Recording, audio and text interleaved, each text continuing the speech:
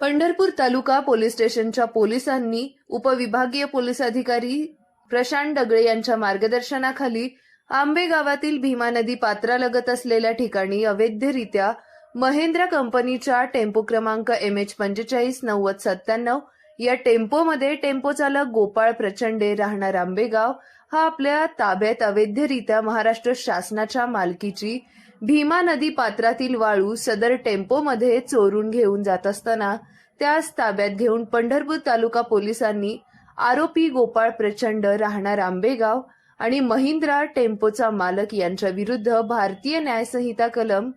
305-303 प्रमाणे गुन्हा दाखल केला असून या आरोपीकडून एकूण 1 ब्रास वाळू आणि महिंद्रा कंपनीचा टेम्पो असा एकूण 5,06,000 रुपये किमतीचा मुद्देमाल पंढरपूर तालुका पोलिसांनी जप्त करून ताब्यात घेतला आहे। या आरोपी विरुद्ध गुन्हा दाखल केला आहे। ही कारवाई पोलीस अधीक्षक अतुल कुलकर्णी, अप्पर पोलीस अधीक्षक प्रीतम यावलकर,